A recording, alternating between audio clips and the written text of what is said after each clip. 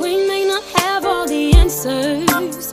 Oh, I know. So, I have been on hiatus for a few weeks because I've been really trying to figure myself out. And right now, I am working what feels like a dead end job, and I hate it. And it makes me so unhappy at times because it's not what I want to do. So I guess this video is kind of like a motivational talk or a motivational speech to all of you out there that need it. Um, I know you're working a job that you do not like, trying to make ends meet. I know we live in this capitalistic society that is forcing us to do things that we do not want to do. But I think you need to focus on the bigger picture, which is that you have the ability to do whatever it is that you want to do. You just need to figure out a way to do it. Um, so at the moment, I work as a healthcare assistant, and I think the thing that had given me the most amount of trouble is the fact that I had been offered a permanent job, and my parents, as supportive as they tried to be, were kind of like forcing me to take the job. And you know how parents are, they can be very manipulative. Oh, I'm not saying you have to take the job. At the end of the day, it's up to you. But if you don't meet these conditions, then we're not going to do this for you. I'm not at liberty to elaborate, but you get where I'm coming from. So I felt like I didn't have a choice in the matter. I opted not to take the job because at the moment I work the same job, but I have a lot more freedom. I work on what is called bank. So basically, I work for an agency within the trust, and I pick and choose my shifts. So I pick and choose where I work, when I work, and how long I want to work for. And I like it like that because it gives me a great degree of flexibility. I'm also in the middle of studying a course that will propel me to the place where I want to be because I really don't want to be doing this for the rest of my life. And I think that's the thing that gives me so much discomfort is the fact that I'm working with people that this is their whole life. So when things don't quite mesh together and things are not going well, it's kind of like I am disrespecting their ego or disrespecting who they are. And I'm sorry, but this is not my whole life. I do to some extent enjoy what I do, but when you see the power struggle um, within where I work, I'm gonna be kind of what's that word? I'm not gonna give too much information about where I work because I'm not sure if I'm allowed to be talking and including company names and things like that. So when I know for sure, that's when I'll elaborate a bit more um, as to how I really feel. So I where I work, it gives me a great deal of fulfillment at times, but I cannot see myself doing it for the rest of my life. So I really just wanted to say to everybody out there, I know you have your own dreams and your own goals. Please do not give up on them because you do not want to wake up one day and think, oh, I should have, I could have, I would have, and you didn't.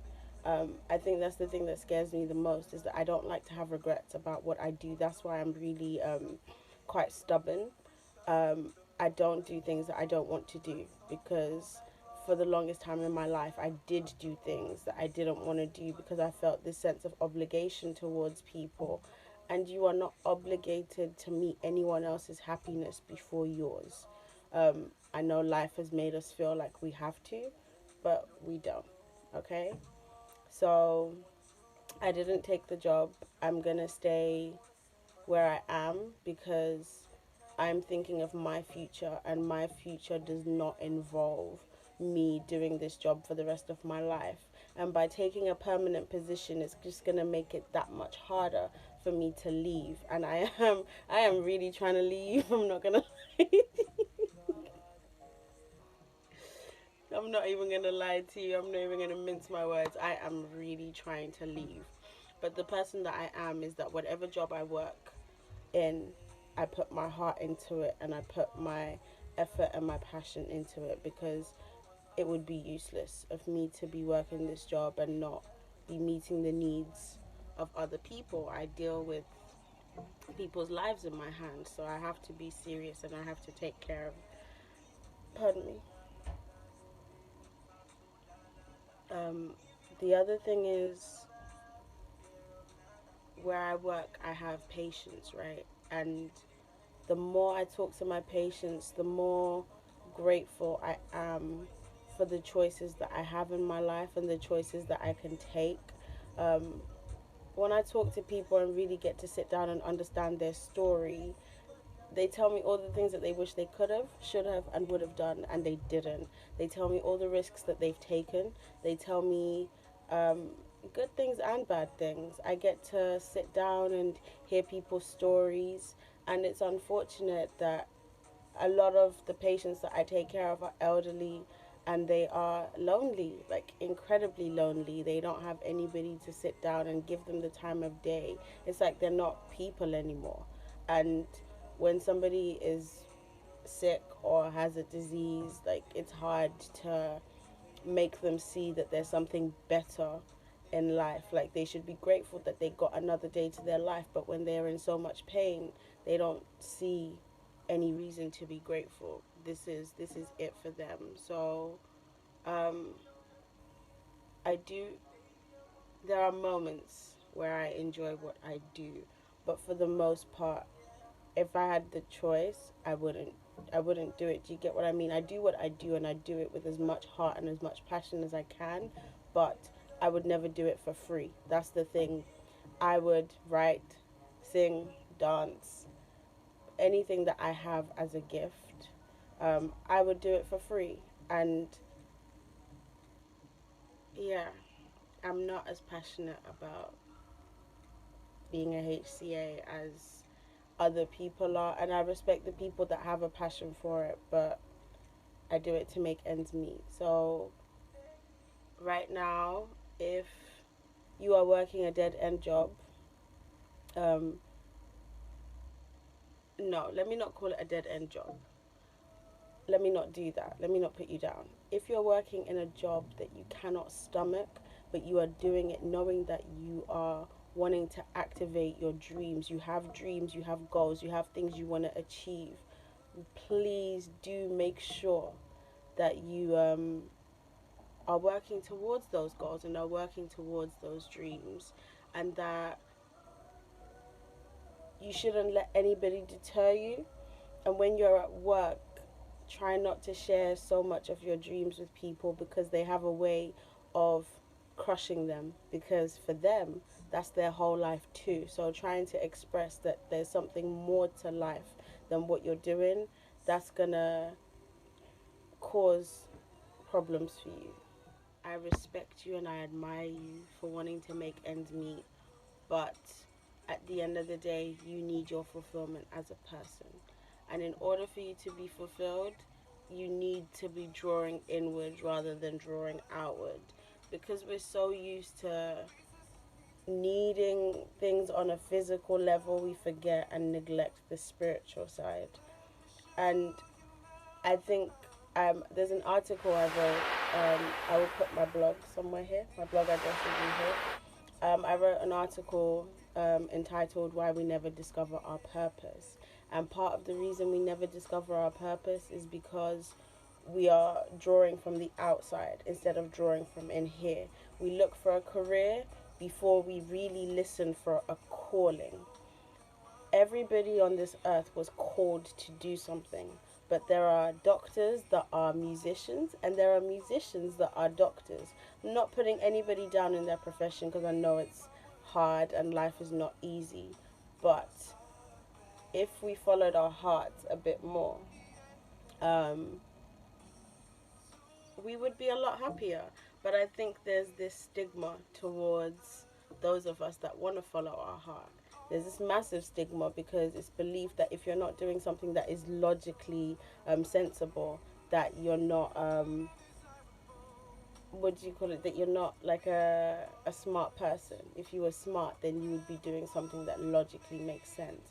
And in reality, we are the third planet from the sun. We live on a rock that is the third planet from a star that we circle every day for a year to complete a full cycle. Nothing about that says sensible to me. And we live in this magical world full of endless possibilities. And I think that's the biggest lie that we've been led to believe, is that we have to be sensible. Life is full of magic and abundance, and we are taught to have this competitive attitude, which I respect because I'm a competitive person. But I think we seem to forget that there is more than enough room in this universe for all of us to win. Okay, all of us have um, the power and the ability and the choice and the opportunity to make our life the way that we want it to be. So, yes, you're working a job that you can barely stomach, but you need to do this. I have faith in you. You can do this. I really, all of you that are watching this video, I have faith in you. You can do this. And more so now, more than ever, you need to be your number one fan. I am my number one fan because for a lot of my life, I had to be. I didn't have other people that believed in me or had faith in me. So the first person that needs to have faith in you is you, because you're the one that's going to complete this mission. You're the one that's getting this stuff done. And other people, in as much as you would love support from them, they don't have your vision, they don't have your understanding, they're not going to see things the way that you see them. And you yourself may be feeling a bit confused about your own path and not knowing which way to go. And that's okay. But make sure you take time to retreat and look inwards so that you can clear up some of that confusion. I highly recommend meditation.